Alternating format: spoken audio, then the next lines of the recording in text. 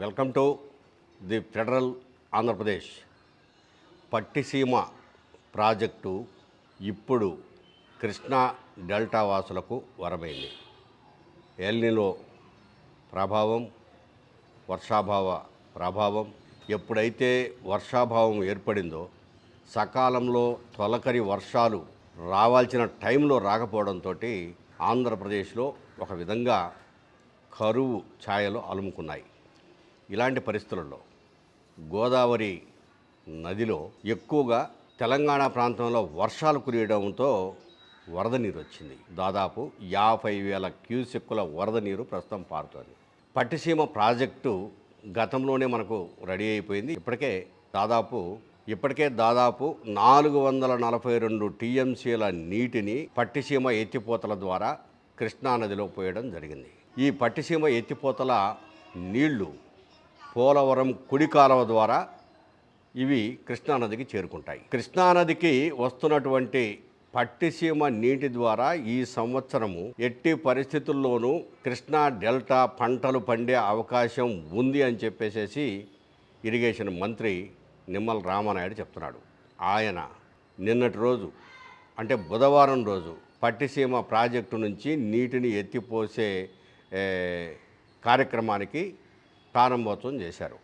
అంటే నిన్నటి నుంచి కృష్ణానదికి పట్టిసీమ నీళ్లు పంపించడం మొదలైంది. అవి ఈ రోజుకు చేరే అవకాశం ఉంది, నదిలోకి వచ్చే అవకాశం ఉంది. ఇక్కడ విచిత్రం ఏంటంటే అసలు పట్టిసీమ నుంచి అంటే గోదావరి నుంచి వస్తున్నటువంటి నీళ్లు ఏమి నీళ్లు, ఇక్కడ ఉన్నటువంటి నీళ్లు ఏమి నీళ్లు, ఈ నీళ్లు అంటే గోదావరి నుంచి వచ్చే నీళ్ళంతా కూడాను ఎర్రగా కనిపిస్తుంటాయి, కృష్ణానదిలో ఉన్న నీళ్ళంతా కూడాను తెల్లగా కనిపిస్తుంటాయి. ఈ 2 రకాల నీటిని మనము పట్టిసీమ నుంచి వచ్చినప్పుడు కృష్ణానదిలో చూడవచ్చు. ఈ నీళ్లు ఇప్పుడు పట్టిసీమ ద్వారా మనము 8,000 క్యూసెక్కులు డ్రా చేసేందుకు అవకాశం ఉంది.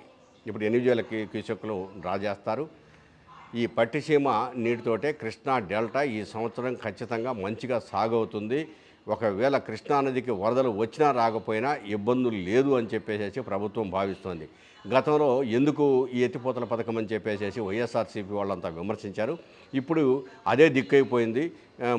ముఖ్యమంత్రి చంద్రబాబు నాయుడు ఏది చేసినా కూడా దూరదృష్టితో ఆలోచిస్తాడని చెప్పేసి నిమ్మల రామానాయుడు చంద్రబాబు గారిని ప్రశంసిస్తూ చెప్పడం. అట్లాగనే ఇక్కడ ఉన్నటువంటి చాలామంది రైతులు కూడా పట్టిసీమ నీటి ద్వారా ఈ సంవత్సరం మేము డెల్టాలో పంటలు పండించుకోవచ్చనే ఆశతో ఉన్నారు. 2019లో చంద్రబాబు నాయుడు గారు ముఖ్యమంత్రిగా ఉన్నప్పుడు పోలవరం ప్రాజెక్టు నిర్మాణం 1-2 సంవత్సరాల ఆలస్యమైన ఆ ఆలస్యానికి నష్టం ఉండకూడదనేటువంటి ఆలోచనతో ఆ రోజు 1,300 కోట్ల రూపాయలతోటి పట్టిసీమను రూపకల్పన చేసి ఆ రూపకల్పన చేసినటువంటి పట్టిసీమ కూడా సంవత్సరాల తరబడి నిర్మాణం కాదు, వితిన్ 12 months లో 12 నెలల్లో పూర్తి చేయాలని లక్ష్యంతో ఆ రోజు పట్టిసీమను చంద్రబాబు నాయుడు గారు పూర్తి చేస్తే ఆ రోజు నేను కూడా అసెంబ్లీలో ఉన్నా.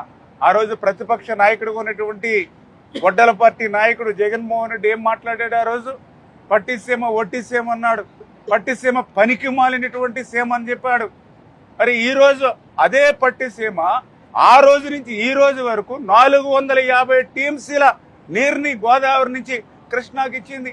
మరి 450 టీఎంసీలు ఇచ్చినటువంటి పట్టిసీమ ఎట్లా ఒట్టిసీమ అవుతుందో ఇవాళ జగన్మోహన్ రెడ్డి సమాధానం చెప్పాలి. ప్రస్తుతము రాష్ట్రంలో ప్రధానంగా చర్చ జరుగుతున్నటువంటి రెండవ అంశం ఏంటంటే లోకేష్ దక్షిణ కొరియాలో పర్యటించడము, అక్కడి నుంచి పెట్టుబడులు తీసుకురావడానికి ప్రయత్నం చేయటం. ఆ పెట్టుబడులు తీసుకొచ్చే క్రమంలో కొంత సక్సెస్ అయ్యారు. ఇప్పటికే కొన్ని లక్షల కోట్ల రూపాయల పెట్టుబడులు ఆంధ్రప్రదేశ్కు తీసుకురాగలిగారు. అయితే ఇప్పుడు దక్షిణ కొరియా నుంచి బూయంగ్ గ్రూప్ వాళ్ళు అంటే వాళ్ళు షూస్ తయారు చేస్తారు. ఆ షూస్లకు ఉండే లేసెస్, ఆ తర్వాత రా మెటీరియల్ ఇదంతా కూడాను ఆ బూయంగ్ కంపెనీ ద్వారా తయారు చేస్తారు. ఇది ఒక మంచి పెద్ద కంపెనీ. ఇది ఆంధ్రప్రదేశ్లో పెట్టేందుకు వాళ్ళు అంగీకరించారు. లోకేష్ దీని మీద చాలా ప్రయత్నం చేసి ఈ ప్రాజెక్టును తీసుకొస్తున్నట్లుగా ఎక్స్ వేదికగా ప్రకటించారు. అదే పబ్లిసిటీ డిపార్ట్మెంట్ నుంచి కూడా ఈ ప్రాజెక్టు చాలా గొప్పది అని చెప్పేసి ప్రజలకు సందేశం ఇస్తూ లోకేష్ మాట్లాడాడు. ఇప్పటికే ఎక్కువగా పెట్టుబడులు తీసుకొచ్చారు. అయితే ప్రైవేటు పెట్టుబడులను తీసుకురావడంలో ఈ 2 సంవత్సరాలలో లోకేషు, ఆయన తండ్రి చంద్రబాబు నాయుడు ముఖ్యమంత్రి గారు వీళ్ళు సక్సెస్ అయ్యారనేది మాత్రము ఉంది. మొత్తం మీద బూయంగ్ కంపెనీ ద్వారా భవిష్యత్తులో వేల మందికి ఉద్యోగాలు వస్తాయి. ఎంతోమందికి పరోక్షంగా దాని మీద ఆధారపడి బతికే అవకాశం ఉంటుందని చెప్పేసి మంత్రి లోకేష్ చెప్తున్నారు. ఇక మూడో అంశము ప్రధానంగా రోజు చర్చ జరుగుతున్నదే యూఏపీఏ చట్టం. ఈ చట్టము ద్వారా ఒక వ్యక్తిని వేధింపులకు గురి చేసి అరెస్టు చేయడమే కాకుండా జైలుకు పంపించే కార్యక్రమాన్ని ఆంధ్రప్రదేశ్ పోలీసులు చేశారనే విమర్శలు మాత్రం పోలీసులు ఎదుర్కొంటున్నారు. ఎందుకంటే ప్రశ్న యూట్యూబ్ ఛానల్ నిర్వహించే రావణ్ అనేటువంటి వ్యక్తి కొన్ని విమర్శలు చేశాడు. ఆ విమర్శలు ఉప ముఖ్యమంత్రి పవన్ కళ్యాణ్, ముఖ్యమంత్రి చంద్రబాబు నాయుడు, ఆయన కుమారుడు లోకేష్పై చేశాడు. కాబట్టి అతన్ని వదిలిపెట్టేదే లేదు. ఇది రాజద్రోహ నేరం కిందకి వస్తుంది. ప్రభుత్వము నిర్వాహకులను ఎవరినైనా విమర్శిస్తే అది ఖచ్చితంగా ప్రభుత్వ వ్యతిరేక నేరం కిందకు వస్తుంది. కాబట్టి మేము అతన్ని వదిలేది లేదు అనే ప్రధానమైనటువంటి ద్వేషంతో కూటమి నాయకులంతా కలిసి రావణ్పై జనసేన పార్టీ వాళ్ళ ద్వారా 1కి 5 కేసులు పెట్టించారు. 4 కేసుల్లో రావణ్కు హైకోర్టు న్యాయమూర్తులు బెయిల్ ఇచ్చేశారు.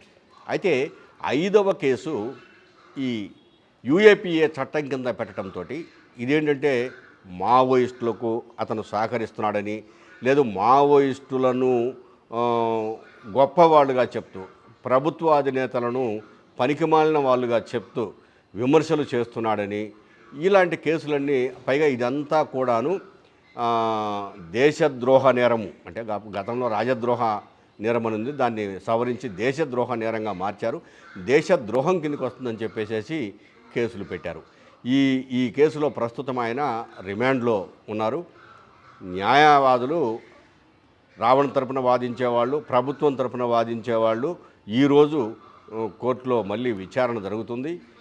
ఈ విచారణలో రావణ్కు బెయిల్ ఇస్తారా, ఇంకా అట్లానే కంటిన్యూ అవుతుందా అనేది తెలియదు. కానీ ఇక్కడ రాజకీయానికి ప్రజలకు మధ్య ఒక విధమైనటువంటి చర్చ, రాజకీయ నాయకులకు ప్రజలకు మధ్య ఒక విధమైనటువంటి చర్చ. ఈ చర్చ ఎంత లోతులో ఉందంటే, న్యాయమూర్తులు 4 సార్లు బెయిల్ ఇస్తే ఏమైనా అతను జైల్లోకి పోవలసిందని చెప్పేసి 5వసారి కొన్ని అదనపు సెక్షన్లు చట్టాన్నే వేరే చట్టం తీసుకొచ్చేసేసి, ఆంధ్రప్రదేశ్ చట్టం కాకుండా యూఏపీఏ చట్టం తీసుకొచ్చి దాని కింద అరెస్ట్ చేసి జైలుకి పంపటం, నిజంగా ఇలాంటిది కూడా జరుగుతుందా?